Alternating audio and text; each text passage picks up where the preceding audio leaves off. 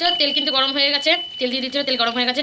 আর তার মধ্যে দেখো শুকনো লঙ্কা, পেঁয়াজ, তেজপাতা কিন্তু দিয়ে দিয়েছে তোমার দাদা।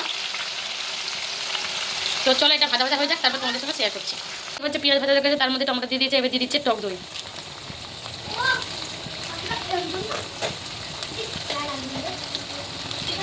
তো দেখতেই পাচ্ছ বন্ধুরা, তোমার দাদাভাই কিন্তু খাসির মাংসতে দিয়ে দিচ্ছে কিন্তু আদা রসুন বাটা।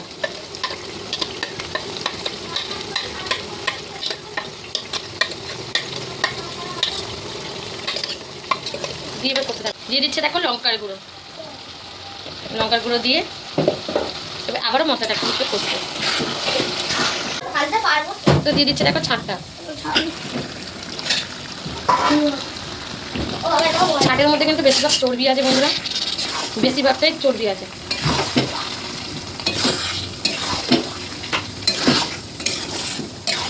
চলো এটা কষতে কষতে তোমাদের সাথে শেয়ার করবো।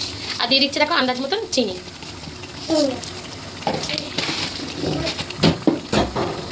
আর দিয়ে দিচ্ছে দেখো গরম মশলা।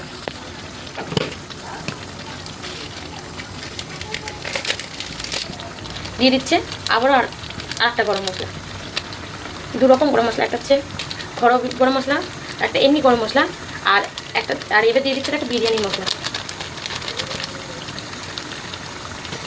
আর দিয়ে দিচ্ছে হালকা করে একটু জিরে গুঁড়ো। তো চলে এটা কষাচ্ছে, আর তার মধ্যে দিয়ে দিচ্ছে হলুদ,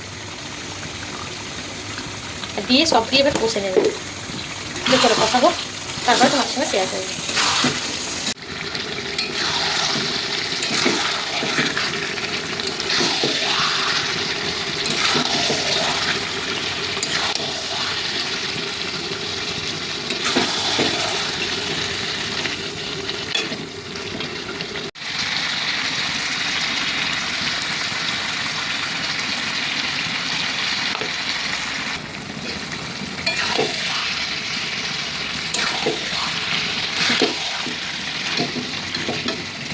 বন্ধুরা ছাঁট কিন্তু তৈরি হচ্ছে, কি সুন্দর কালার আসছে দেখো বন্ধুরা। রান্না প্রায় কমপ্লিট হয়ে গেছে, এই ছাঁটটা হলে হয়ে যাবে।